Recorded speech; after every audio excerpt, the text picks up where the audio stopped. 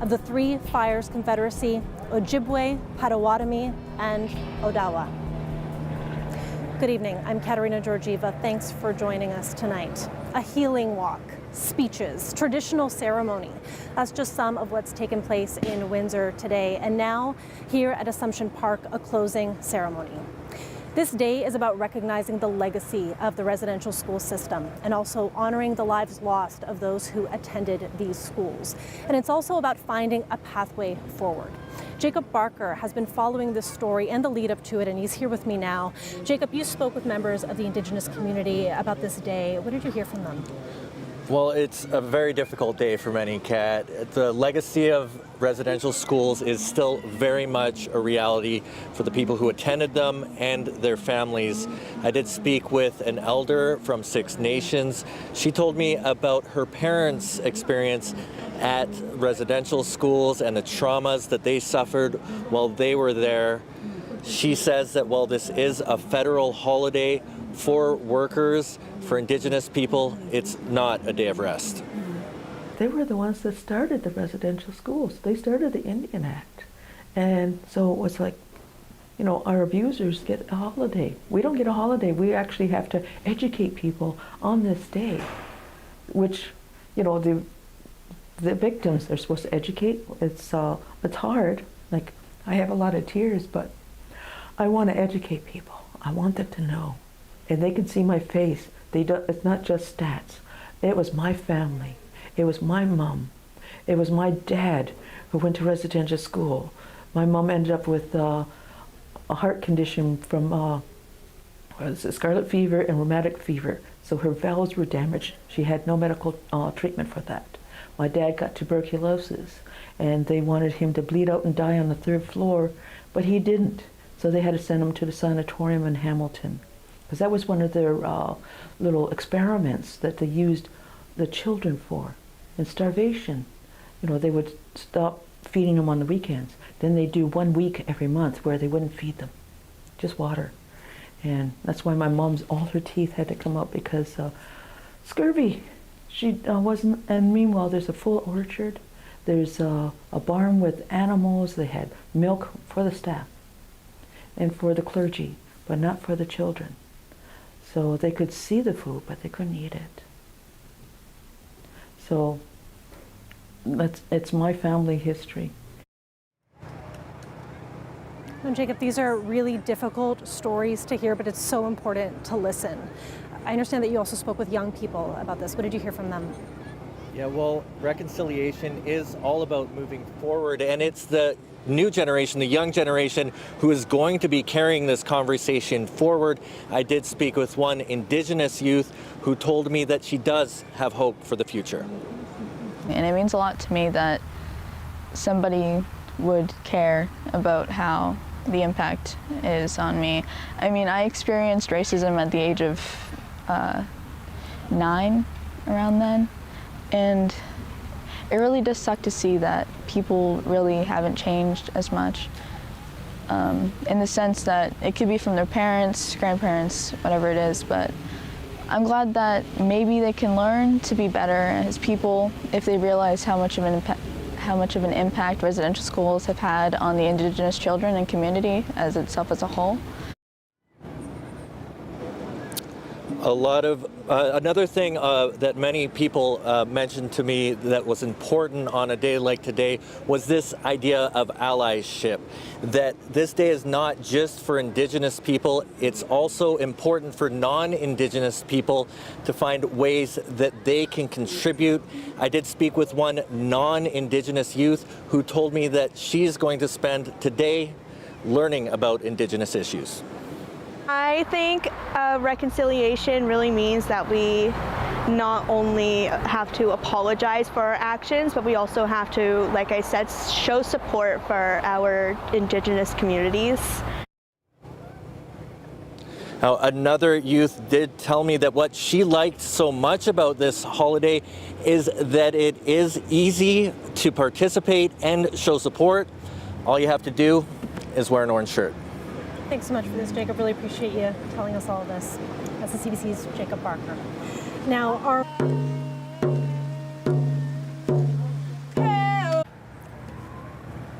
And apart from donning orange shirts, okay, sorry, we're in it. Pardon me, Windsor's waterfront today was a sea of orange today. And now apart from wearing those orange t-shirts, many of them found different ways to pay tribute to survivors of the residential school system and also commemorating those who lost their lives to it. Here's a look at some of that.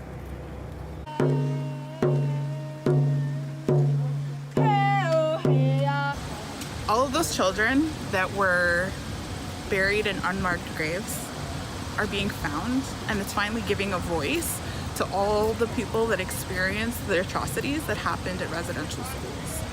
I'm a living testament of something that they tried to steal from me. We are all humans. I am Ojibwe and proud of who I am and where I come from. All of these children have been going through so many struggles, and we're just starting to notice them, and we're just starting to hear their voices, and I think that's ridiculous. We learned about truth and reconciliation, and it's pretty sad that we learned the First Nations got abused and in many different ways, and it hurts them, and they got traumatized, which is really sad. I'm hoping that we fix all our mistakes that we did to the First Nations. To listen to me. I love to venture out into the bush and listen to the birds, the wind blowing around the leaves, and watching all the animals. I want to live a good life because my ancestors lived a bad life. I am Julian Wright, a child who matters, and miigwech for listening to my story. This is where the biggest lesson comes in, is the strength, the resiliency. First Nation people are going to stand, and they're gonna grow in numbers, and they're here always to stay and remind us that we are not going anywhere. This is our land, and we got to stand by them and always remind everybody that, you know what, we're here with you. We stand for your rights, we stand for your struggles, and we're here to fight alongside of you. Every child matters! Today's events have been a powerful display of remembrance as well as solidarity. So joining me now is we have some of the organizers as well as the lead organizer with the Orange Shirt Day Committee. Lacey George is also the traditional healing liaison with the Southwest Ontario Aboriginal Health Access Centre. So Lacey, thank you so much for being here. Just to start, how meaningful is this day for you in the Indigenous community? This is Chelsea Trudeau. She is the Aquego worker at the Can-Am Indian Friendship Center, and this is Farron Shipman. She's the Aboriginal Healthy Living Kids Program. Wonderful. And tell me a little bit about this day for you. How important has it been today? Today was really meaningful because we wanted to make sure that we were honoring the children who didn't make it home, as well as the survivors of Indian residential schools, but we wanted to do that by putting our children of today first and foremost on our minds and show them that they matter, that we're there to support them, and that we love them, and to empower them so they can feel loved and feel important. And is there a moment today that really stands out for you that was especially moving or significant to you? Ooh, that's a hard one, but I would think it was when the children spoke. We really wanted to make sure that the children's voices were heard. So that was very powerful. And also, this morning at the opening, we had the children help us do ceremony and carry that water and offer that tobacco to show them, because that's our identity, you know, the language, the culture, the teachings, the ceremony. That's so important to us as Native people to Turtle Island. So that was just amazing, just seeing them all want to help and be a part of this day. What happens now? Where do we go from here? What's the pathway? What are the next steps? we keep doing what we're doing. You know, we keep healing, you know, our inner children, our inner child, and give our inner child what we couldn't then that we have to give now, but as well as, you know, leading by example. So our children know, you know, what it looks like to be a leader in the community. But if we all, you know, come together and share the knowledge that we know, it's a lot of knowledge, and that's what we did this morning. We asked the people in the community to share what they know, and it was amazing, and it was so powerful, and we couldn't have done it without them, because it was just, they showed up for the children, and that was just so powerful to hear. And we just wanted the kids to know, you know, that we're there for them and that they matter. I know this is a difficult day, so really thank you so much for speaking with us. I really, really appreciate it. No problem. Thank you. Lacey George is one of the lead organizers here today. Now, Indigenous education at school boards in Windsor, Essex has changed drastically over the last 5 to 10 years, and that's according to Indigenous leads and student support workers at both the English and the Catholic, at the English Catholic and public boards. Now, it's embedded in the curriculum for all grades. Brianne John has seen the change firsthand, and she was a student at the public board and now one of the First Nations, Métis, and Inuit student support workers. John is also a member of the Oneida Nation of the Thames. I honestly remember the first time I ever heard the word residential school was in grade 12, and the only reason I heard it in school is because I was in a Native Studies course. Other than that, we had never ever talked about true Canadian history, really, but also just Indigenous topics in general. It was always in the curriculum, it was written as if it was something of the past, and so we were never ever present in my learning. And now, obviously, it's the total opposite. We're constantly challenging that and changing it. But when I think about where that change really comes from, it's Indigenous voices leading that and our board listening and responding to Indigenous voices. Now, Quebec is among 5 provinces that are not recognizing September 30th as a statutory holiday, but it is still being marked in a number of places there, including a march in downtown Montreal. The organizer says the day is about a call for justice. What I really wanted was for the youth to be here because they're our future leaders. So people my age may not be able to actually make action, but they can. And when I talk about action, I'm talking about why were all these graves, why are they being discovered now? Where was the cover-up? Who's accountable to this, and can we have some justice? It would be really cool next year on this day if they're handing out subpoenas to people. Today's march in Montreal was one of the largest National Day for Truth and Reconciliation events in Canada.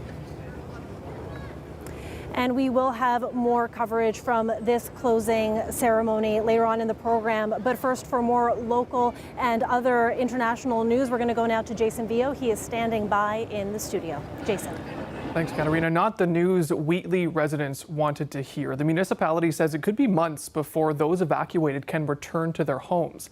Chatham-Kent's CAO says there are professionals on the scene testing to find the source of the gas there. It's been more than a month since that explosion. People have been asking the municipality when it will all be over, and they're telling residents to plan to not return for 6 months, though it could be shorter than that.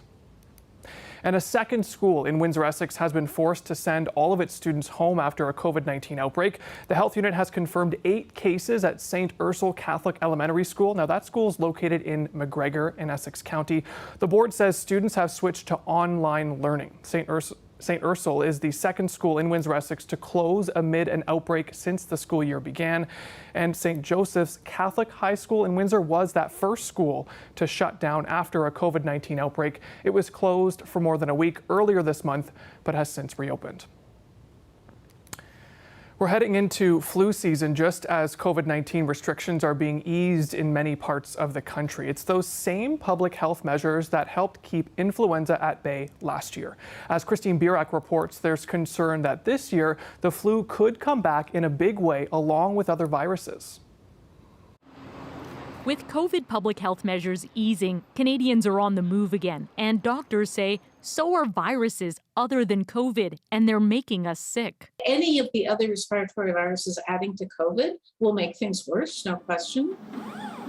Stunningly, there were just 79 lab-confirmed cases of flu last year, compared to 54,000 the year before. While some restrictions are still in place here at home to stop COVID, countries like the US and UK are dropping them. They're probably going to have a flu season that looks like a regular flu season. And if we have enough travel with them, we might get a flu season that looks like a flu season too. That could put some hospital intensive care units under even more pressure. Some are already dealing with a highly infectious virus called RSV that's making hundreds of young children in Quebec sick. He went straight to the intensive care when they saw it. So I think if it took us a little longer to realize, it could get very dangerous. Lizia Cassiari's 12-week-old twins were hospitalized. RSV is the most common cause of bronchiolitis and pneumonia in infants. He was using his whole body to breathe. It was like using his head, using his abdomen, and it was a matter of time for him to get too tired and stop breathing. And it's like that. The doctors, they were super scared. I don't think I will wake him up. Thankfully, he and his brother are now both on the mend, but new patients keep arriving. It is pretty much worse than we've ever seen before. Dr. Fatima Kakar says the RSV outbreak also appears to be spreading from Montreal to Ottawa. Data shows over 1,200 cases in Quebec in the last few weeks and over 130 cases in Ontario. I think the rest of the country is a few weeks behind us. And so it's inevitable that RSV will spread. She adds it's also a warning for the rest of the country to be prepared for a new season of viruses. Christine Birak, CBC News, Toronto. Now it's time to head back.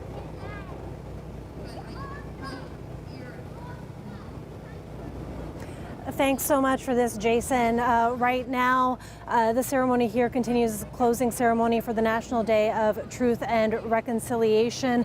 Some speeches happening behind me right now, some emotional testimony, words about the need to fight systemic injustices that continue to exist.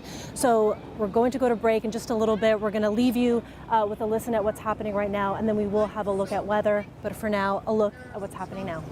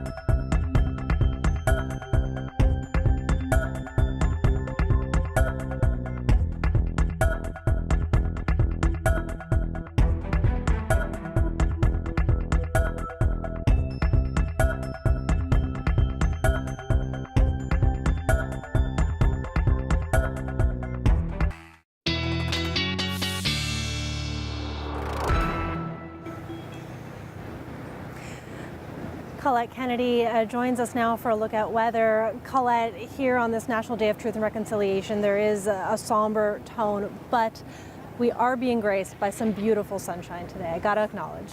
Yeah, we do. We really have had quite the week, or having quite the week, Katerina, with that high pressure dome that's in place and just completely influencing our weather patterns. So some of that extreme heat in the prairies that I was illustrating, saying it's not necessarily coming our way. Yeah, it really won't in terms of those 30s, but mild conditions prevail for the next few days above seasonal. Where are we now? We're at 20 degrees. We're seeing 20 in Harrow as well, and 18 for Chatham-Kent. There has been some cloud cover, but it's been more extensive both west and east. And so that makes for some of the bluer skies that experience in southwestern Ontario. But there's another thing about that. I know these frost advisories, I've been showing them this week. They're still not into southwestern Ontario because our temperatures aren't that cool. But also, you know, there's going to be a lot of frost here throughout eastern Ontario. Just the growing seasons are a little bit different. But frost advisories tonight. Up towards the Bruce Peninsula and through that region. So they just kind of keep creeping closer. We're actually going to get a break from some of the cooler overnights and see things warm up for a few days. But then, you know, we're getting into October, so it's going to be coming our way. With ridge of high pressure, again, it's very stable air, maybe a little extra cloud cover very early, but that'll be high thin clouds. So it's mostly going to be just a sunny day as we go into Friday, a dry and sunny day. And if that begs the question in your mind, well, when is it not going to be dry? We get more cloud cover certainly as we go into Saturday, and then late Saturday, it's looking like we'll start to see some rain showers kind of overnight and into Sunday. So temperatures, they are cool. Not saying they're not cool. A little patchy fog possible, but look at these daytime highs, 23 headed to for tomorrow. Even milder on Saturday. That's just kind of that push of southerly flow ahead of that system coming in, so 25. But Saturday night, the rain comes into Sunday and lingers into Monday as well. But those overnight lows picking way up, so not worrying about frost, not yet. All right, so in other words, some sunshine with a side of an umbrella and a side of a sweater. Yeah, you got a couple of days to find your umbrella. That's right. It is what it is. Thank you so much, Colette. Appreciate it. You're welcome. And this evening, our coverage of the National Day of Truth and Reconciliation does continue. So I'm going to leave you with another look here as speeches continue for this closing ceremony to wrap up a very emotional day.